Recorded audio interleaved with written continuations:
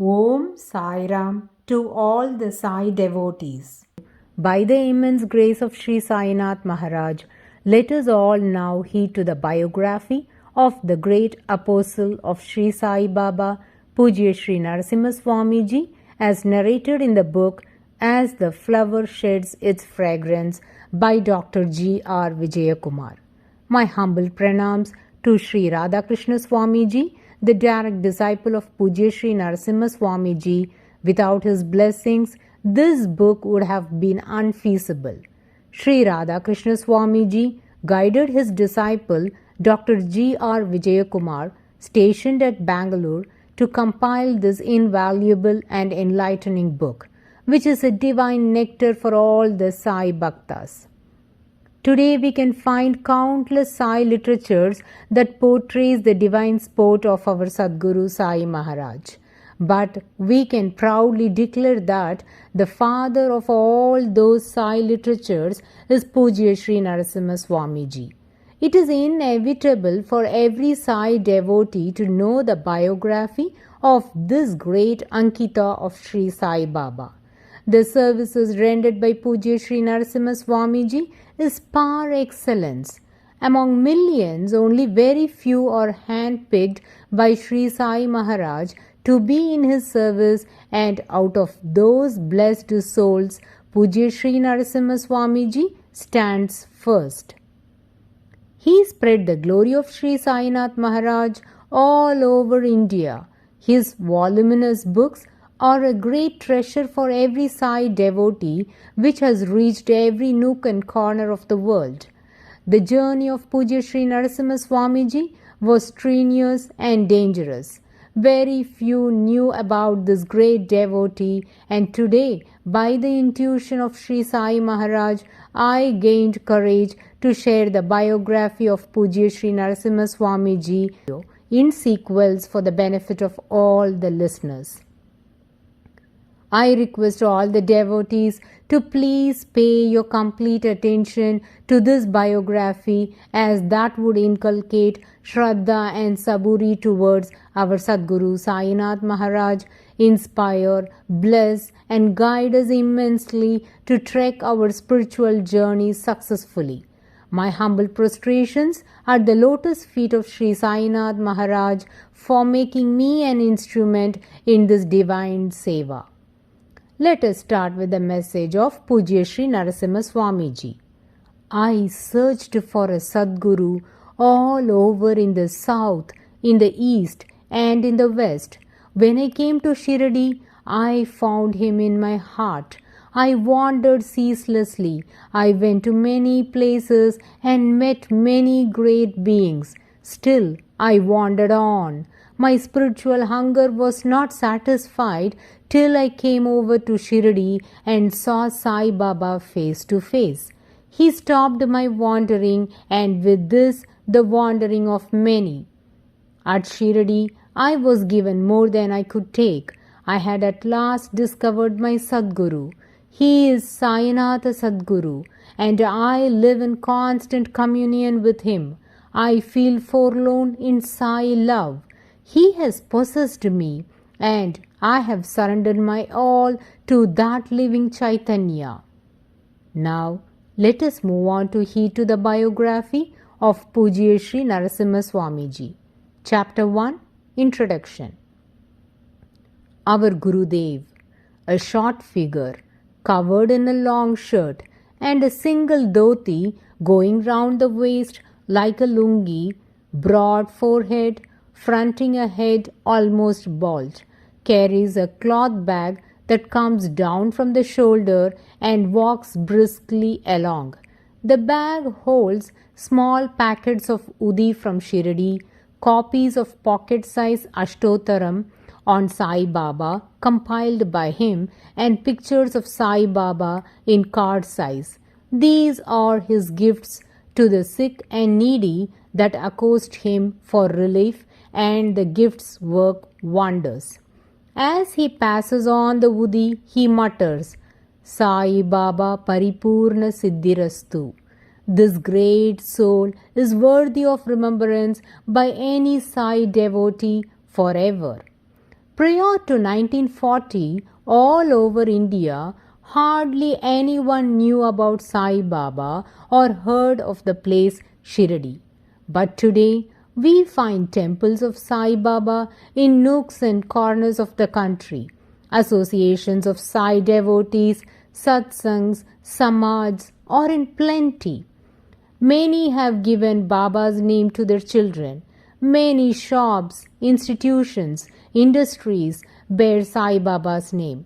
It was Sri Narasimha Swamiji's pioneering efforts of Sai Prachar from village to village, city to city, and making individual house visits to take Sai Baba out of the small hamlet of Shirdi in the remote corner of Maharashtra to all over the country and even abroad.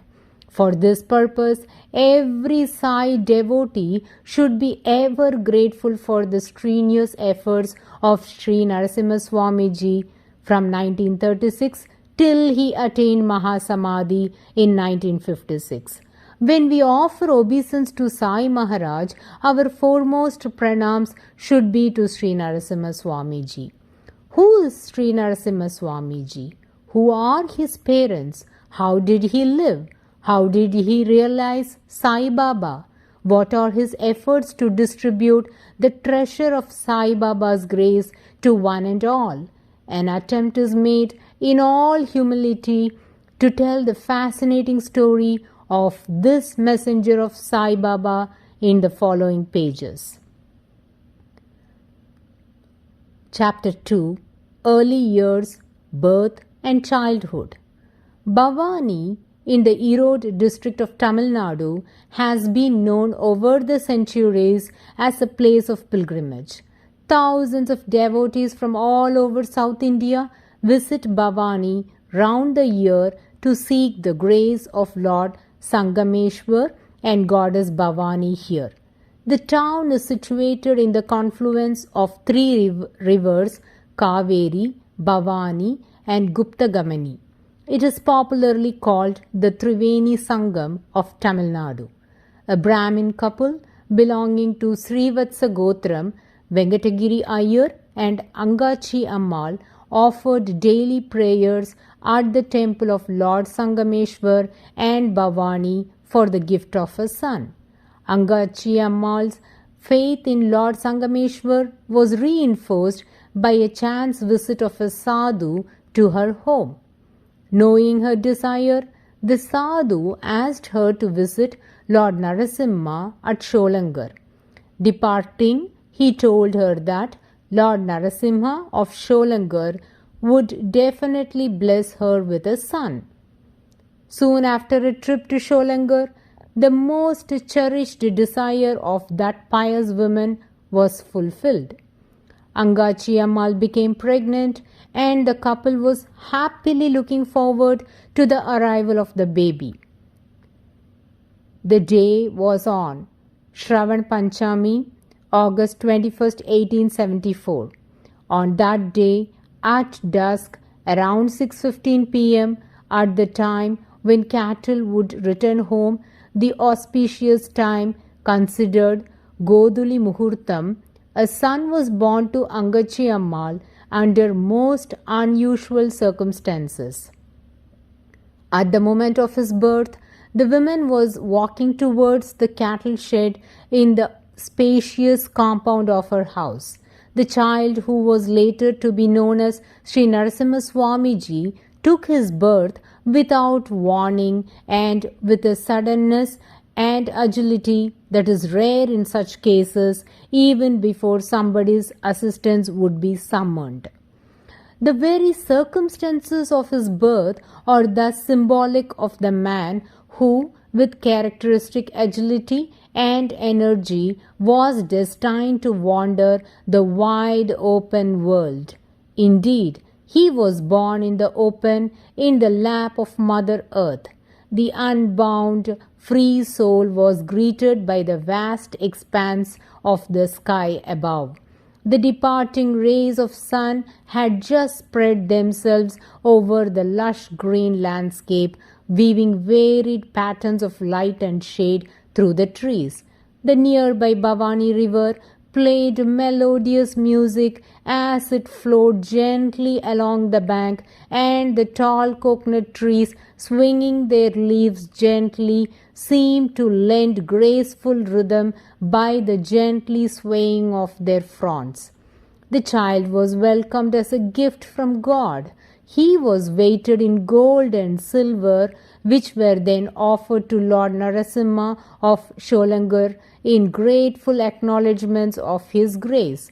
He was named Narasimha as per the wishes of his mother, Angachi Ammal, even though the father wanted to name him as Ramanathan, as the child was born with the same star as that of Lord Sri Ramachandra, that is Punarvasu, fourth Padam of Kataka Rasi.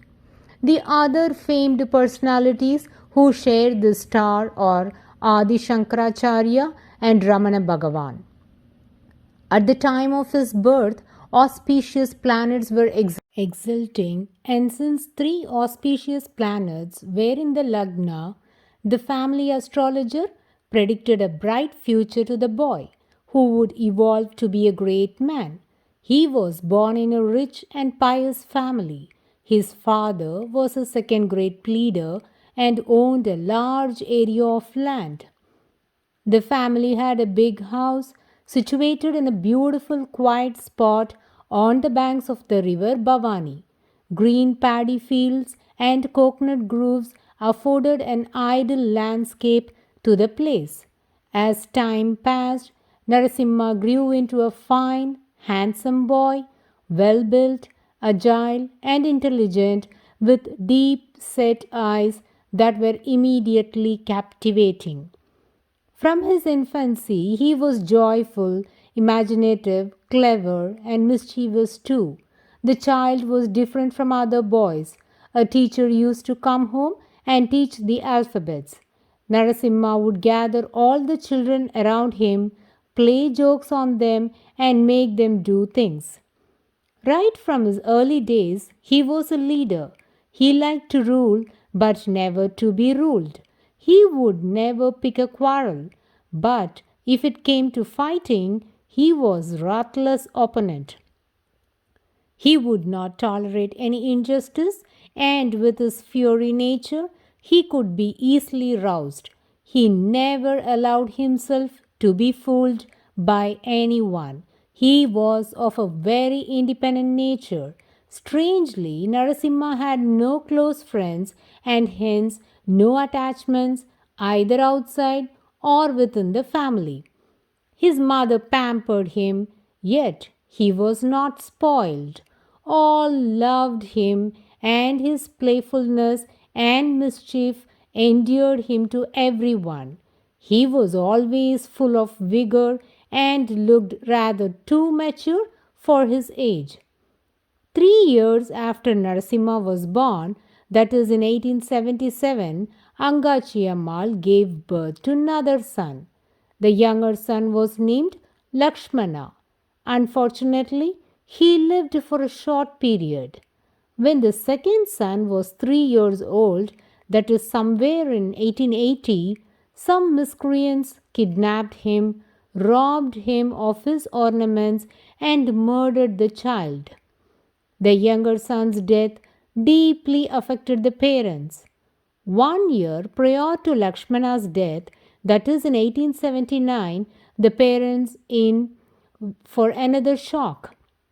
The whole family, along with farmers and other workmen, had assembled on the banks of river Bhavani for a special puja on the Sankranti day. The 5-year-old child Narasimha, while playing, slipped into the river and would have met a watery grave, but for the timely intervention of a farmer who jumped into the river and saved the young child. Venkatagiri Iyer and Angachi Ammal sought the opinion of their family astrologer.